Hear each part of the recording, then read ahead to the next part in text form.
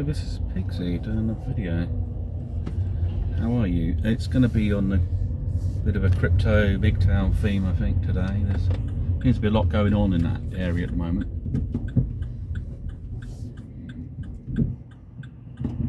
I think Friday I might visit a graveyard. There's one I've been passing, so sometimes I'd like to have a little look, see what's in there. I'd like to bring some equipment to something like that in the future. Just sort of paranormal research or anything really, or even just bring something to the graveyard that adds a bit of interest to it. But yeah, we'll go straight into the crypto, and also how it can change, life-changing attitude and everything else. So a lot of people have an attitude that if you start making money, you should cash it in, like shares, whatever. But they don't seem to, that's their advice for other people. Oh, you should cash it in. And it's like, well, no, because if I do that, you know, they go, yeah, this sort of, yes, that's what I said. I said no, because you want to build up your finances, and then you have to talk about, so their mentality is, you know, it's sort of like you're gambling, you won, take the money, which strategy works if you're playing a game. But it doesn't work if you're trying to invest in something because you're looking to go beyond that. What you set up is your stop loss. So, you know, if you make your money quadruples or whatever, you might say, well, if it ever drops down to this level, I'm going to cash out because I'm literally at the lowest point of my investment. You know, what I aim to make profit-wise.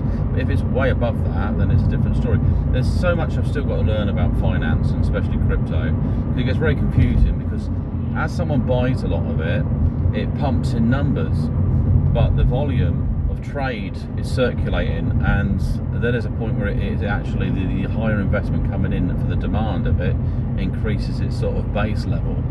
And so, you know, if it pumps like 80%, I noticed that the 80% starts dropping down, but the value of your coins isn't necessarily dropping so fast. So it sort of raises up.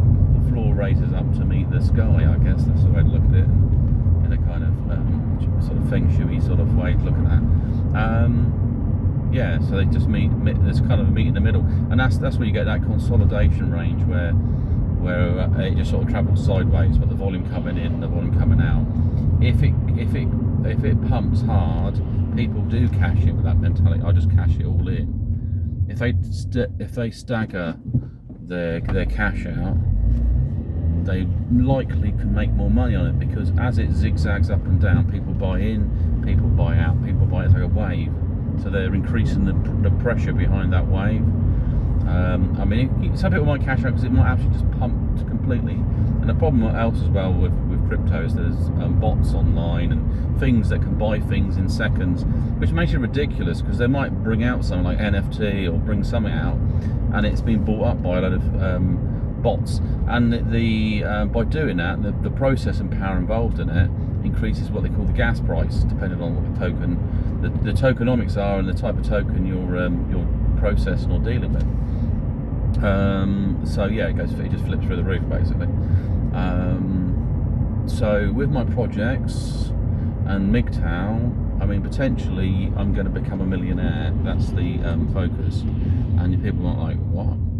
And I bought Catgirl months and months ago, and it wasn't doing anything, and it was up and down. It went with the market, but it's released Catgirl NFTs which can be staked, and Catgirls traded and everything else. It hasn't fully got there, and also it's growing into new markets, so it's likely to get on Binance and other big players because of the type of product it is. Also, there's reflections in the tokens, and there was a lottery. I don't know if the lottery's still on. So for me, I put £40 in, and I've got 2.5 trillion tokens. I had more than that at one point, but I cashed in and bought something called Baby Doge, which was pumping at a time, and it did make a little bit of money.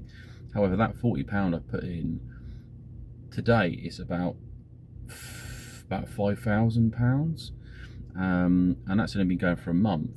So if I scale up where it could go, the coin, and plus, if to buy 4.5 trillion coins, 40 quid, gives you an idea.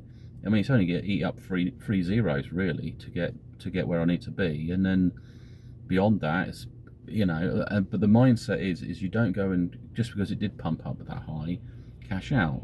what it is. It's like a savings account, something I'm going to dip into as I need it. It could be that my health changes and so I need to take time out, and so I've got that ability, and so I'm not borrowing off things, the banks. I mean, but if people are younger, they want to borrow to get like start-up loans and other things, that makes sense, as long as they've got a plan to pay it off. There's a lot of the banks just quite happy for people to get into debt, and they don't care really. I've had it where they said, well, your overdraft, you know, I could give you a loan, but we're going to have to increase it over your previous loan arrangement, and so you'll be paying 20% interest on it. And it's like, well, so you'll be paying something like sort of £8,000 on a £5,000 loan, or something nuts like that. It's like, well, you know, it's how good is that for me? I'm going to be basically a slave for so long. And we all enter forms of slavery as well, slaves of bondage, whatever we want there. And on a kind of looking at a scale for business and finance, I mean, sometimes I look at people as companies. So if you wanted a partner, you've got to look at how much you can invest in that person and what you're willing to get back out of it. And you know, so basically, if I became, because with 1 trillion tokens, I could become a billionaire. I could have more than one partner. I could just buy my house. I need to find someone that loves me, obviously has feelings for me, and open with that kind of idea. But they could literally have 2 houses, and you know, 2 partners maybe, and as many kids as I want, potentially, which might sound nuts, but from a MGTOW point, it's not really, because if you've been single forever, because of choice, because of lack of availability, you know, and then you get to a new point in your life where you've just focused on yourself and you've got this position. And I mean, I still invest in other projects on with the crypto.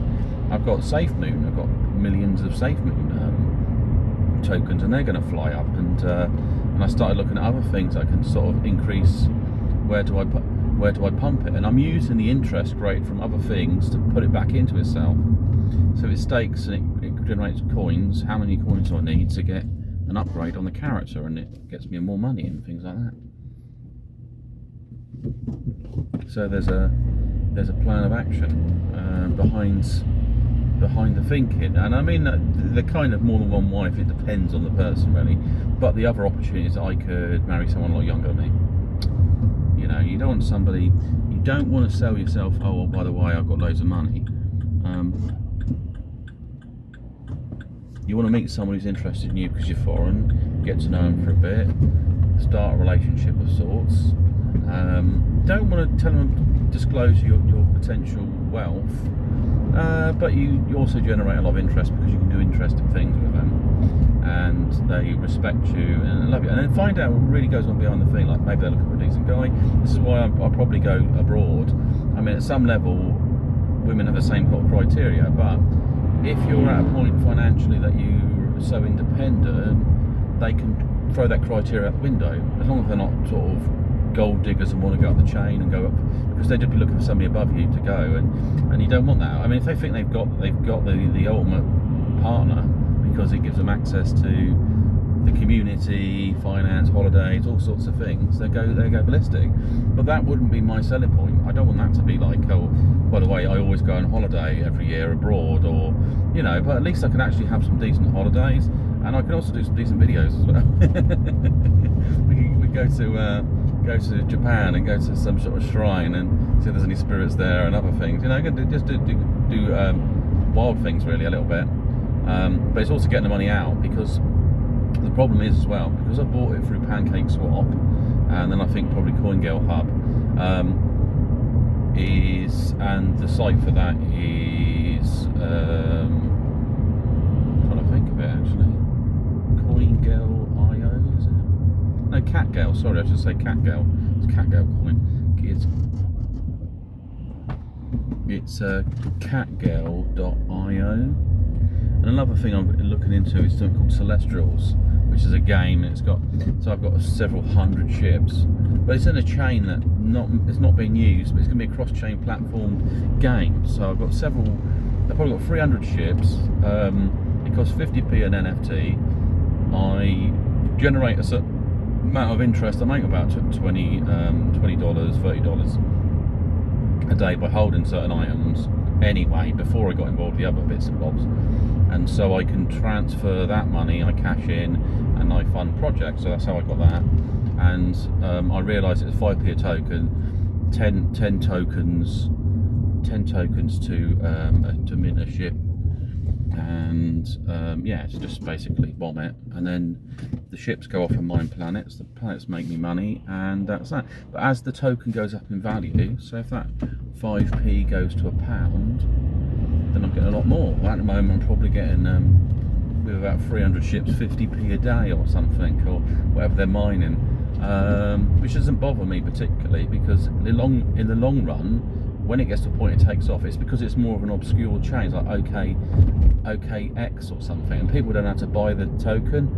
I found that if you go to cherryswap.io, I think, and you go on a Binance chain, so you go on your Binance Smart Chain, you log on, it'll probably say you're in the wrong network, go to bridges, and it will allow you to bridge, and then you can swap your BNB for OKT, I think that's what it's called, OKT. There's OKT and there's OKB, which I don't understand. One could be like quite important. They could be, I'll have to look at that. It could be a bonded thing, or bonds in it, which means that its value will go up through the friggin' roof, so it's something to look at. There's some other things. I've got Phantom was a good buy, that's going up, and these miners, which are all right, they can be a bit iffy. So the other little trick I set up is I've got 2 different wallets, and I was using MetaMask on my main one, which is great, which is kind of like my casual spending one, and then I've got this trust wallet I've had for ages, and I thought, well, how do I get that? Because I realised you could use MetaMask and import your wallet, so that way you can use dApps and things that are on, you know, different applications on your normal PC. Just get a different browser in. That was the solution. I looked up, oh, so if you've got 2 different browsers, you can set them up to 2 different wallets, and it makes it a lot easier messing around. And the other thing about having 2 wallets, one's can be the saving wallet, where you might have the tokens for, say, like the Catgirl tokens, and the other one I've used to buy NFTs, but I've kept the 2.5 trillion separate, because that's going up in value. There's no point buying loads of NFTs if this thing's flying through the roof, because that's my money. I want that in the future. So I can do this with other games as well.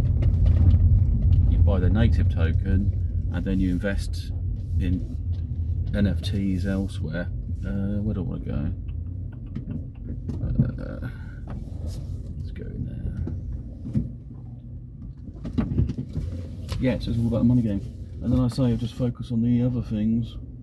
What's the timeline for it? Well, if I've made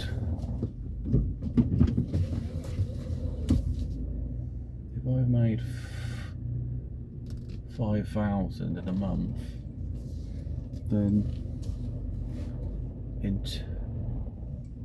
within about 5 to 10 years, I definitely have a big moolah in there.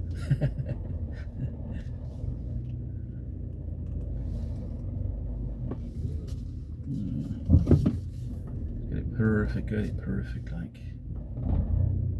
And then I'm gonna go massage it roll. The other thing I've got to do now is focus on my health. I think I've got high blood pressure. I've had this like pain that was coming in my head, and I didn't think it was whacked or what's happened to me. But I'm aware it could be anything. But I think high blood pressure is a key, and fasting are probably the best things to work on. Anyway, speak to sign off. Have a great one, and speak to you soon. Bye.